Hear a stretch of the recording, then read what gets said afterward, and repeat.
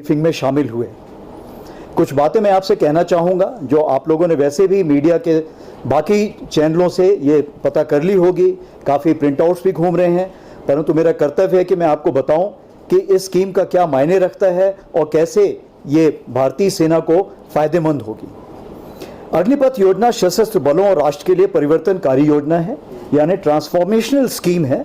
उसका उद्देश्य भारतीय सेना के लिए मानव संसाधन प्रबंधन में यानी ह्यूमन रिसोर्स मैनेजमेंट में पैराडाइम शिफ्ट लाना है, यानी प्लेटफॉर्म शिफ्ट करना है, या जिसको हम बोलते हैं प्रतिमान परिवर्तन लाना है।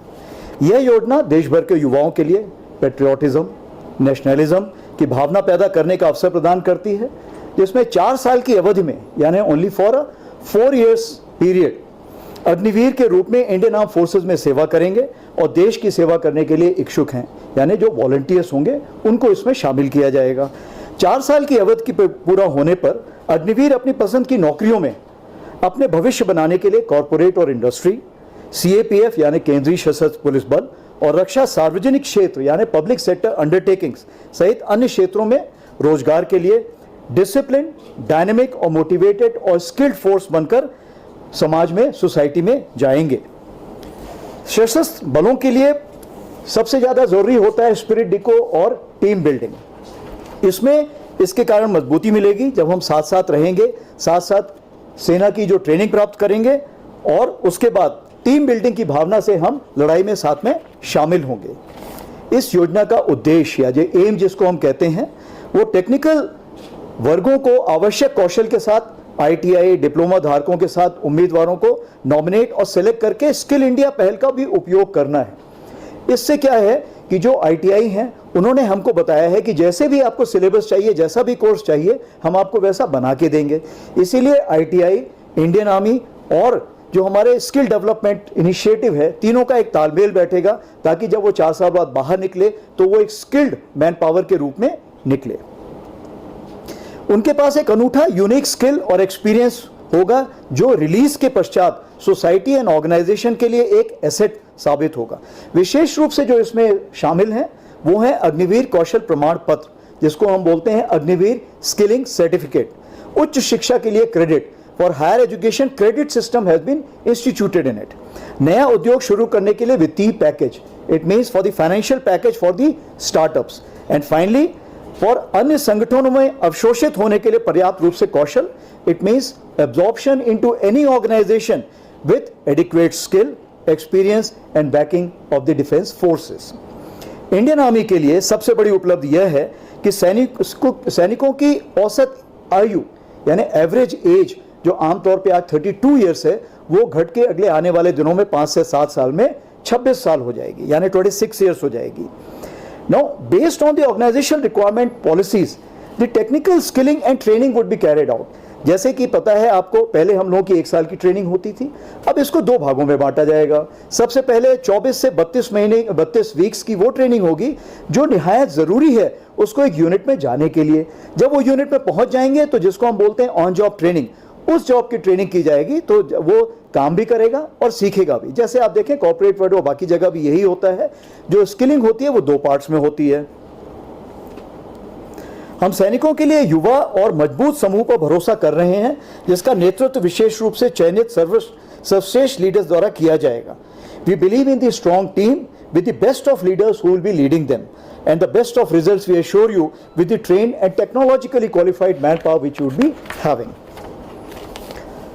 Our organizational ethos, संगठनात्मक लोकाचार और संस्कृति जिसको कल्चर बोलते हैं, अग्निवीरों के लिए सैन्य वैल्यूज और रेजिमेंटल स्पिरिट का इम्बाइब करने के लिए और एक बड़ा मोटिवेशन बनेगा। ये देश सेवा के अलावा सेना के नाम, नमक और निशान का जो हमारा वजूद है उसको और मजबूत करेगा। अग्निवीर सशस्त्र बलों की डाइवर्सिटी यानी विविधताओं को बढ़ाएगा और पूरी तरह से इंटीग्रेट होकर इंडियन आर्मी में घुल मिल जाएंगे। ये हमारी यूनिटों, हेडक्वार्टर्स में और अदर एस्टैब्लिशमेंट्स हैं, ऑपरेशन यूनिट्स हैं, नॉन ऑप लोकेशंस हैं और आर्म्स एंड सर्विसेज, सब में वो शामिल होंगे। 4 साल बाद जो ये 100 प्रतिशत लोग हैं इनको वापस घर भेजा जाएगा, इनका टर्म्स ऑफ कंडीशंस खत्म हो जाएगा, रिलीज कर दिया जाएगा।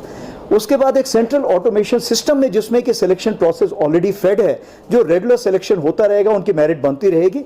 उसके बाद पहले 25% को, फिर 25% को कॉल लेटर दिया जाएगा।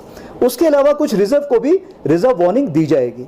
और 1 महीने के अंदर जो लोग आ जाएंगे उनकी रिपोर्टिंग मानी जाएगी और उनको रेगुलर सोल्जर की टर्म्स एंड कंडीशंस में एनरोल कर लिया जाएगा। जो कोई नहीं आ पाए किसी कारणवश से, किसी फैमिली प्रॉब्लम है या जो नहीं आना चाहते हैं, तो उसमें रिजर्व्स को बुलाया जाएगा और रिजर्व्स को फिर शामिल किया जाएगा। जो हमारी फ्यूचर अब जो भी रिक्रूटमेंट होगा वो हमेशा अभी अग्निपथ के तौर पर ही होगा। सिर्फ हम बोलते हैं ये हमारा हाई एल्टीट्यूड एरिया है। हाई एल्टीट्यूड में जितना जवान है, जितना यंग है, उतना वो ज़्यादा फिट माना जाता है। तो जैसे ही उम्र ढलती जाती है उसमें आप देखेंगे कि हमारी जो हाई एल्टीट्यूड की परेशानियां हैं वो हमारी शारीरिक क्षमता में थोड़ी कमी लाती है। तो इस चीज़ को मद्देनजर रखते हुए अग्निवीर तो एक बहुत अच्छी स्कीम हमारी जो हमने रीबैलेंसिंग की है, जिसको हम बोलते हैं नदन फ्रंट की तरफ, ये बहुत ही अच्छी स्कीम है। नया खून लाएगा, नए जवान आएंगे और उनकी जो एक हमारी एक ताजगी है वो हम लोगों में एक कामयाबी पैदा करेगी। आसिफ कुरैशी, केबीपी।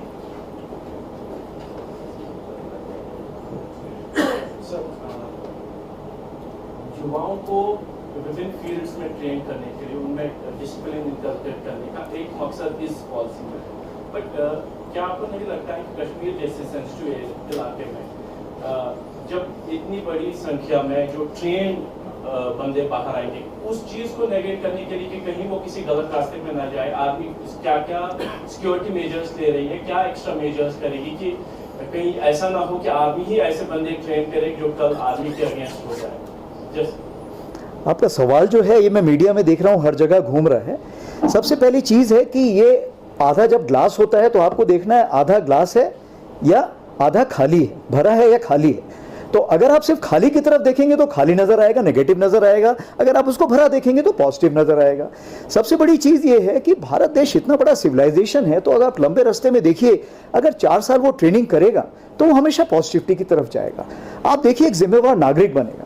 मैं तो आपको ये तक उदाहरण दे रहा हूं, अब देखिए कहीं पे जैसे क्राइम हो रहा होता है कहीं भी, तो लोग क्या करते हैं, अनदेखा करके एक तरफ चल देते हैं।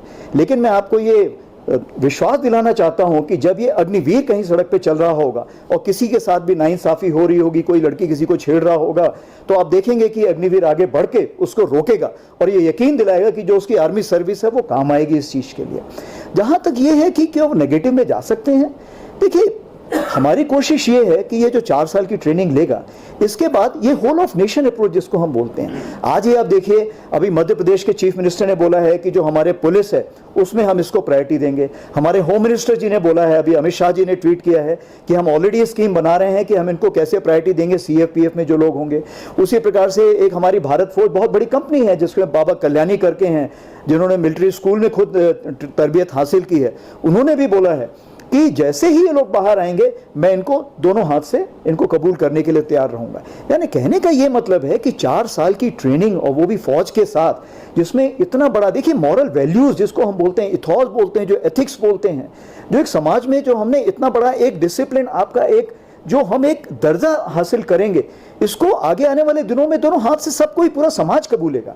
तो अब बाकी जहां तक सवाल है 4 साल के बाद कोई गलत रास्ते पे जा रहा है, 40 साल बाद जा रहा है, 50 साल बाद जा रहा है, वो तो देखिए आपके और मेरे बलबूते के बाहर है। लेकिन हमारी कोशिश यही है, समाज की कोशिश यही है, सरकार की कोशिश वही है कि वो सही रास्ते पर जाए और होल ऑफ नेशन से ऐसा एक दायरा खड़ा करें कि उसे हर जगह सही कदम लेने के लिए मजबूर होना पड़े। Zeenat Fazil, Republic TV. Will there be an increase in the quota of vacancies as the various regional centers or recruitment centers are concerned? And then as Northern Command, do you see increase in the vacancies of recruitment for Jammu and Kashmir? The first thing. The second is, will the scheme be applicable to the women aspirants who are working in CMP or the earlier domains like nursing or the legal? बहुत सही सवाल पूछा है। मैं दूसरे सवाल का पहले जवाब देना चाहूँगा क्योंकि वो आपसे सीधे मायने रखता है। सबसे बड़ी चीज़ ये है कि आज तो सीएमपी में हमने सिर्फ एक एक्सपेरिमेंट के तौर पे किया था, बट एक्सपेरिमेंट इतना अच्छा है, आज के दिन पे इतनी मांग बढ़ रही है। नदन कमांड में हर कमांडर मुझे बोलता है कि मुझे सीएमपी फीमेल ऑफिसर चाहिए, फीमेल जवान चाहिए है। तो कोशिश मेरी यही है कि ये हम धीरे धीरे इसका दायरा बढ़ाते जाएंगे, जैसे कि एजुकेशन कोर में है, उसी प्रकार से बाकी जगह भी है, ये दायरा बढ़ाते जाएंगे और ये स्कीम विमेन के लिए भी लागू है, तो ये सबके लिए लागू है। Point number 1। जहाँ तक इसका सवाल है, आप जैसे सुना होगा आपने, ऑल इंडिया, सारे देश के लिए है। अभी तक क्या हो रहा है, कुछ जगहों पे आप देखेंगे कि जैसे कल एडिशनल सेक्रेटरी लेफ्टिनेंट पुरी ने बताया कि 25% जो तकरीबन है, वहाँ से तकरीबन 50% लोग एम्प्लॉय हो रहे थे। तो जब होल ऑफ नेशन अप्रोच है तो जहाँ से नहीं हो रहा है वहाँ से भी होगा। इसका मतलब ये है कि यहाँ से नेवी में भी जाएंगे लोग, एयरफोर्स में भी जाएंगे, पहले यहाँ से सिर्फ आर्मी में जाते थे। तो हमारा ये है कि जब से यहाँ लोग जो रिक्रूट हों वो पूरे देश में हर जगह जाएं, तो वो हमारा है। जहाँ तक पूरे वैकेंसीज का सवाल है, जो भारत देश में वैकेंसीज जितनी फौज को दी जाएंगी उससे उतने में ही वो दायरे में रहेगा। बाकी वैकेंसी धीरे धीरे बढ़ती जाएंगी, जैसे कि हमारा रीस्ट्रक्चरिंग होता जाएगा, रीओरिएंटेशन होता जाएगा। लेकिन सबसे बड़ी चीज़ है कि जो आएगा वो प्री कंडीशन के साथ आएगा, प्री स्किलिंग के साथ आएगा, यानी उसका जो दर्जा होगा वो हमारे जैसे लोगों से काफ़ी ऊंचा होगा। खालिद हुसैन, जी टीवी। सर, आपको पता है जम्मू कश्मीर, खासकर कश्मीर की स्थिति की अगर हम बात करें तो यहाँ युवाओं के लिए रोजगार की बहुत आर्मी कर भी रही है, तो इस ड्राइव में एक स्पेशल ड्राइव होना चाहिए कश्मीर के युवाओं के लिए ताकि वो भारतीय से बन जाए। आपने जो सवाल है वो बहुत उचित है, और इसीलिए आप देखेंगे कि जितनी हमारी आरआर यूनिट्स हैं वो इसीलिए कोशिश यही करती हैं कि लोगों को लाएं अपने पास, वहाँ पे ट्रेनिंग कराएं, और जो हम कहते हैं कि उसमें एग्जामिनेशन की भी तैयारी कराएं, रिटर्न एग्जामिनेशन की भी ट्रेनिंग दें। तो हमारा जो पूरा यहाँ पे इंडियन आर्मी और राष्ट्रीय राइफल जो लगी हुई है, इसीलिए लगी हुई है कि हम सबसे ज़्यादा ट्रेनिंग दें, और इस ट्रेनिंग के मद्देनज़र आप देखेंगे कि सिलेक्शन होगा वो अच्छा ही होगा और हमारे ज़्यादा से ज़्यादा लोग सेलेक्ट होंगे।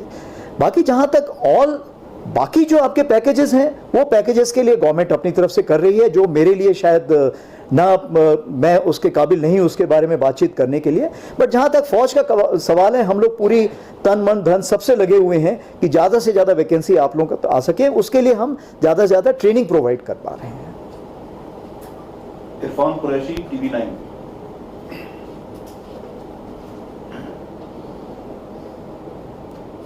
Sir, since this scheme is aimed at also to provide youthful image to the armed force, sir, how do you see this scheme can also be a transformative reforms for the Indian Army?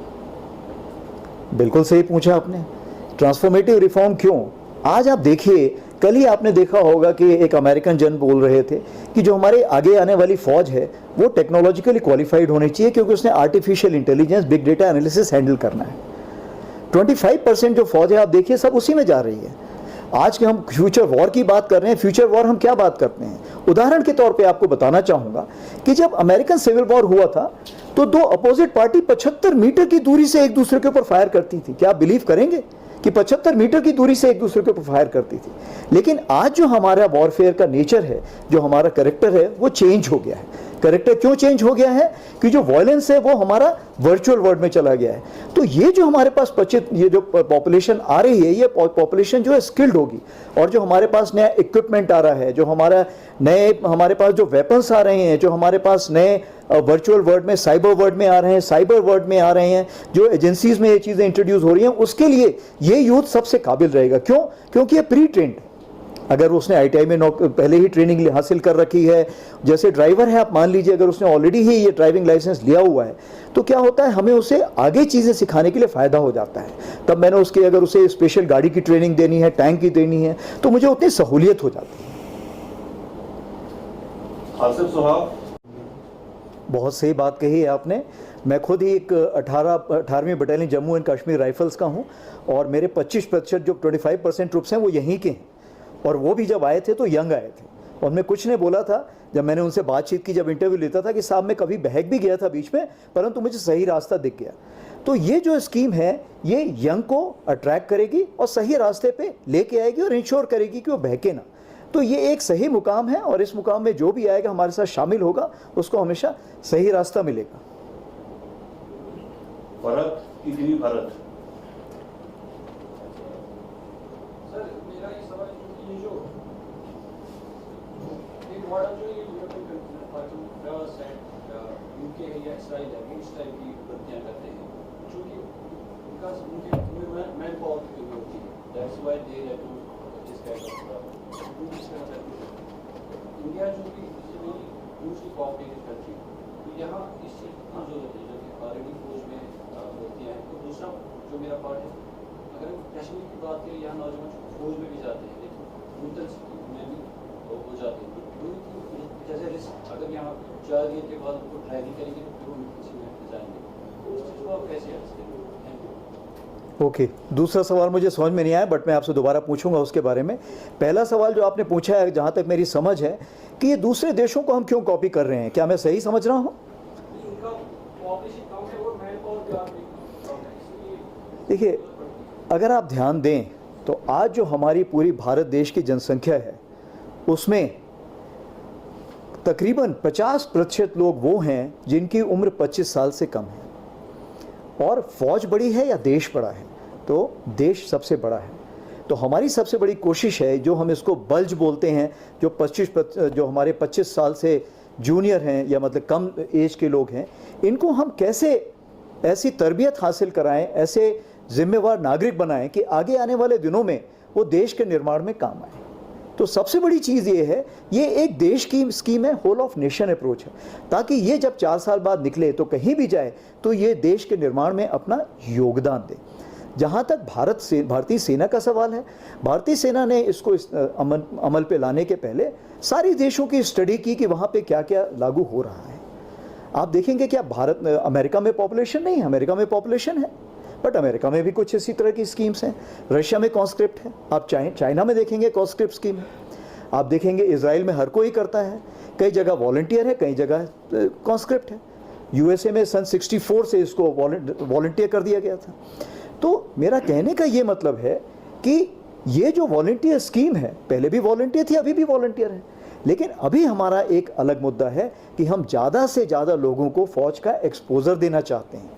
फ़ौज में जो हमारी training है, जो हमारे standards हैं, उसके बारे में लोगों को एक्सपोज करना चाहते हैं। मैं आपको उदाहरण देना चाहता हूँ, कल मैं पुंछ पैंथर और सांबा के बीच मैच देख रहा था और ये क्रिकेट मैच चल रहा था, फाइनल्स था T20 का। तो जो बेस्ट बॉलर था वानी, उससे मैं बातचीत कर रहा था, तो वानी ने मुझे बताया कि मैं तो साहब देखिए कहाँ पुंछ के, मैं किसी एक पुराने गांव से आया था, मुझे तो यकीन ही नहीं हो रहा कि यहाँ पे मैं शहर के लोगों के साथ क्रिकेट खेल रहा हूँ, और क्रिकेट खेलने के बाद मुझे पता लगा कि मुझ में काबिलियत है। तो हमारा इरादा सबसे बड़ा ये है कि हम रिमोट एरिया से उन लोगों को लाएं, 4 साल का एक्सपोजर दें, ट्रेनिंग दें और उनको एक आत्मविश्वास बढ़ाएं कि आप में काबिलियत है, आप जो करना चाहते हैं सब कुछ कर सकते हैं। और जब वो 4 साल बाद निकलेगा तो वो छाती तान के आराम से निकलेगा, जहाँ भी जाएगा उसको दोनों हाथ से रिसीव किया जाएगा।